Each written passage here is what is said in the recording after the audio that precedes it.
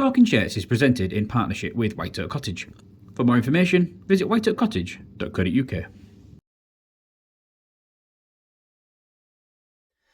Welcome to episode number 132 of Talking Shirts. I'm Mike from Hull Car Shirts, and today we're going to take a look at this 2010 home shirt that was issued to Jordan Cox. Now, Jordan Cox didn't actually play for Hull KR during the 2010 season. He was a part of the academy at this point. He actually made his debut during the 2011 season in May. So this shirt here remains unworn. It wasn't worn in a game by Jordan, purely because he didn't compete in any games for the club during 2010, but this shirt was prepared for him all the same. Now, I've got a really cool story about this shirt, and most notably about the number which is on the back of the shirt, but we'll talk a little bit about that when we get round to the back of the shirt. So yeah, we have recently covered the 2010 away shirt on an episode of Talking Shirts. I think that one was number 129. So yeah, a few later I thought, yeah, go on then, let's throw a 2010 home shirt into the mix, shall we? So yeah, this one here, it's an all red shirt with white detailing. We've kind of mixed a couple of design elements that we've used in the past, where if you can imagine that this should be a broad band with chevrons underneath, well, they've almost just got rid of a red chevron and made this kind of like quite a sort of deep sort of, I don't even know what you'd call it, maybe a half diamond sort of shape it's kind of formed. Within that, we've got the Sporting Bet branding. This was their first season being a front of shirt sponsor for Hull KR. They continued that partnership for 2 years, for 2010 and for 2011. And then we also saw a Noble Group feature on the 2010 home shirts as well. And then we had TC Power Limited. They did feature for a couple of years as well. Shirt was manufactured by Cougar, and we have also got the Hull KR Club crest up there as well. The build of this shirt is identical around the neck area to that of the away shirt.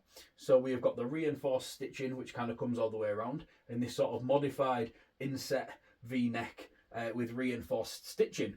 The main difference around the build of this shirt is that this shirt doesn't feature all of the external piping fabric that features on the 2010 away shirt. This one was kind of much more sort of cleaner in terms of that additional sort of design element. As we have a look at the sleeve, which we will just look at one of these purely because they're both exactly the same. On the away shirt, I did talk about both, but they're identical. They are absolutely identical. So when we look at this left sleeve here, you can see that we have kind of got a red sleeve that then has, it starts off with a white band, which then kind of breaks into the red chevron, and then the white design element then continues underneath. Just above that, we've got JC Services and Sun Limited. Their branding features in their natural colourway on a white background. And then we have got the Engage Super League competition logo. This again has been dye sublimated on both sleeves. Prior to this, for 2007, 2008 and 2009, this was applied as a felt patch. But in 2010, we actually went to a dye sublimated design, which was the same as well in 2011 on both the home and the away, as you can see just up on the rail there. So yeah, it's slightly different in that sense, but these much better for kitmen because they're not having to constantly faff around.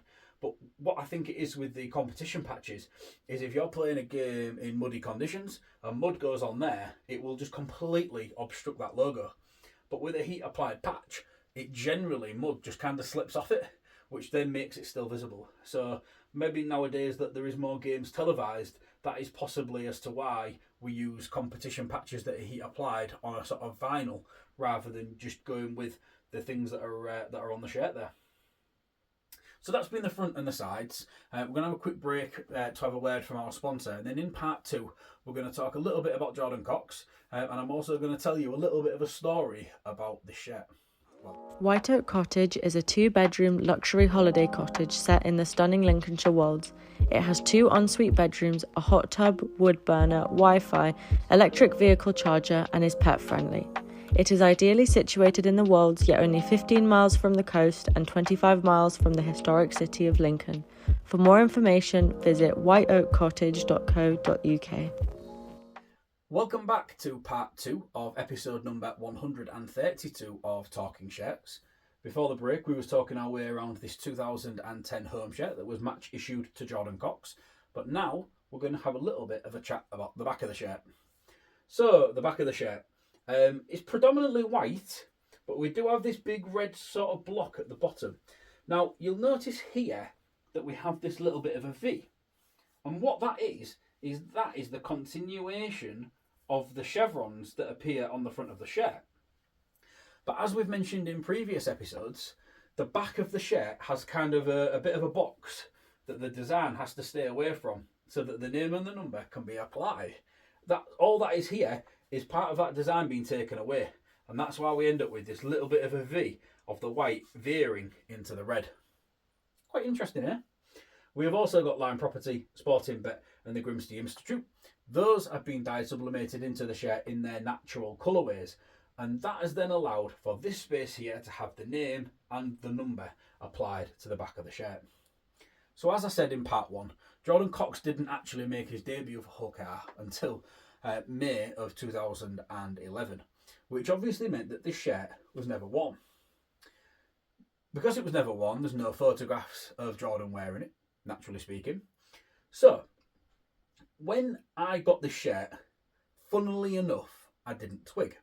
However, in, I think it was 2022, I started up a feature on hullkrshirts.co.uk documenting every single squad number that Hull KR had used from 2007 all the way through to the current season. Now, there was maybe 4 or 5 numbers for players that I just couldn't locate. So I might have like 2010 is a great example. I had numbers all the way through from 1 to 30, 30 being Joel Clinton, and I had a number 32, which was Josh Charnley.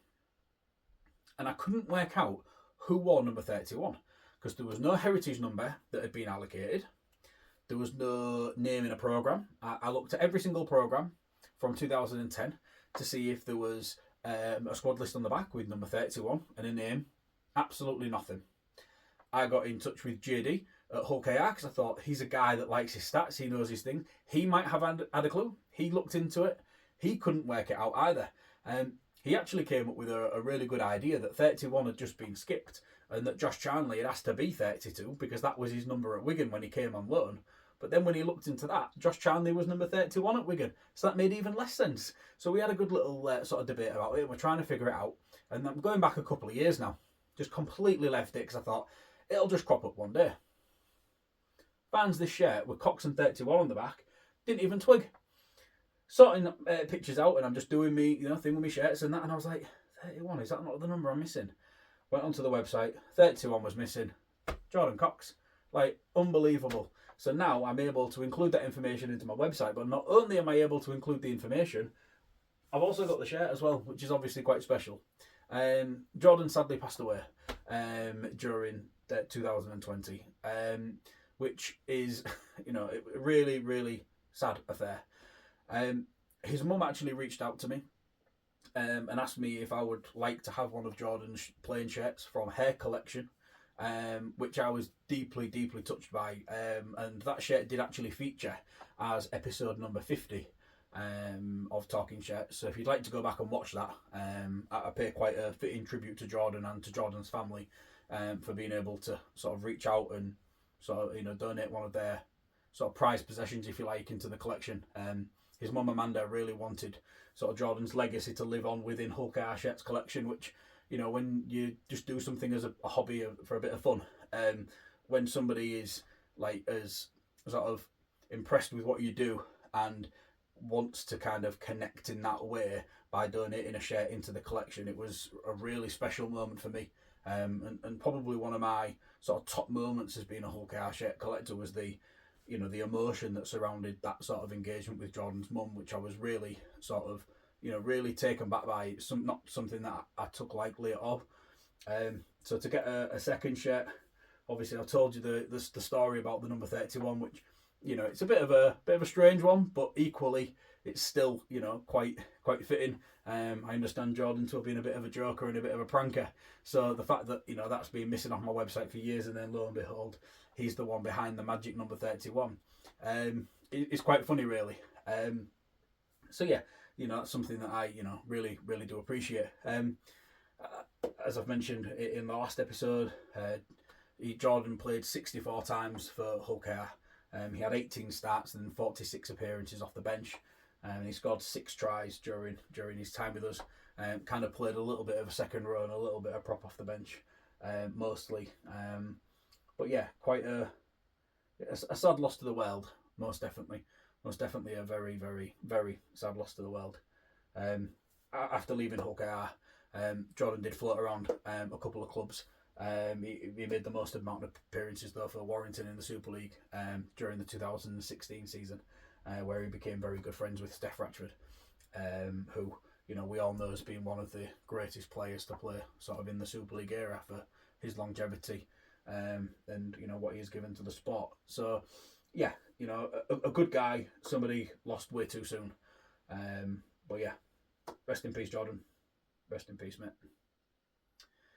So yeah, that's everything for episode number 132 of Talking Shirts. Hope you enjoyed the tour around the 2010 home shirt, but the story about the number 31, something that a story that hopefully I'll be able to tell for years and years to come. One last prank here, Jordan. One last prank, mate. Cool. Thank you very much for watching. Please feel free to check back in another couple of weeks, where I'll be back with a new episode of Talking Shirts, where we're going to take a look at Ben Crooks's 2019 away shirt. Thank you very much for watching. Bye for now.